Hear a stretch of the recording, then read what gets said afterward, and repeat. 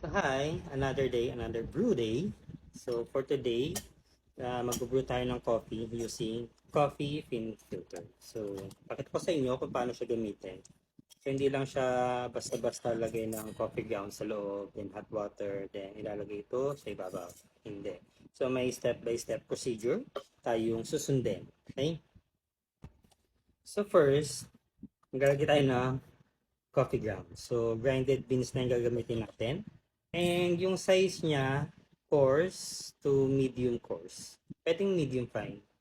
Pero yun ang usually ginagamit na grind size for pin filter.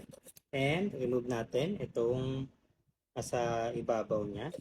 And lalagyan natin ng coffee grounds dito sa loob. So usually ginagamit around 14 to 20 grams or 2 tablespoon o pwedeng 2 scoop nito. Gagamitin natin ay 20 grams.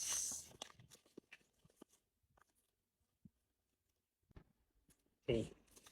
So may 20 grams tayo. Di pa dyan nagtatapos. Okay. Hindi tayo lalagay agad ng tubig. Okay. Set aside muna natin. Ang una nating lalagyan ng water ay yung takip niya. Bakit kailangan lagyan ng water or lagyan ng tubig? Hindi mo naman kailangan damihan. Enough lang para ma-cover. Then, ipapatong natin tong pin filter dito sa tubig. Tandahan lang hanggang sa unting ma-absorb nung coffee grounds yung water. So medyo tatagal to around 5 minutes kasi kailangan ma-absorb nung coffee grounds yung water para mag-expand si coffee. Para pag naglagay tayo ng tubig sa ibabaw niya, hindi siya tutulo agad. Naintindihan? Okay.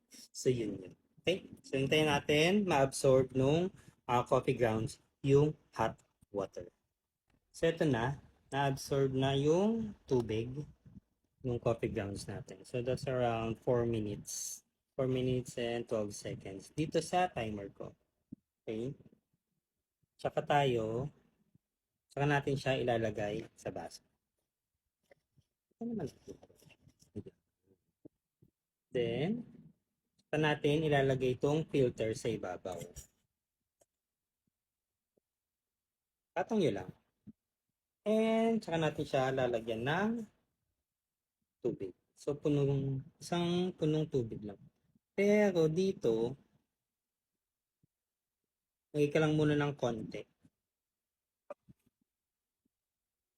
Same lang katulad nun sa ilalim para ma-absorb lang. So, after nun, medyo yan, na-absorb na nung coffee grounds yung water. Then, tsaka natin ibubuhos yung hot water. Okay? So, yan. Kita nyo naman yung pagbagsak nung coffee. Hindi siya yung dire-diretso lang. At syempre ngayon, iset aside na natin siya. So, hintayin lang natin matapos tong maubos yung tubig. Then, tsaka natin siya tatakpan. Pakita ko. So, tinakpan natin siya. Set aside na natin yan. So, tapos na maubos yung water natin sa loob. So, ito na siya. So, konti lang siya, pero matapang siya. So, gagawa naman tayo ngayon ng iced Vietnamese coffee. So, kuha tayo ng baso and condense. Yun lang naman yung halo niya. Okay? So, ito may condense na tayo. So, yung condense yun depende sa tamis na gusto niyo. Okay? Gagawin ko kasi ito ay haluin ko muna bago ka lagyan ng yelo. Para hindi na ako mahirapang haluin. So, pag inunan nyo yung yelo bago yung coffee, mahirapan na kayong tunawin yung condensed milk. Ito na, may Vietnamese coffee na tayo. Pero, pwede nyo itong gawing egg coffee. So, gumawa na ako ng egg foam.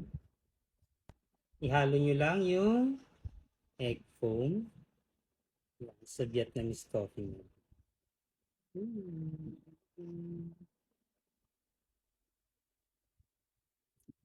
Hindi pa nga siya masyadong foamy. Yan.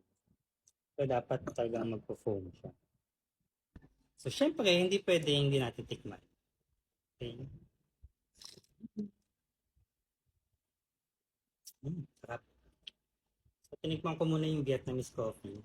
Then, bago tong egg foam. Sarap. Sumasa yung pagka-custard niya.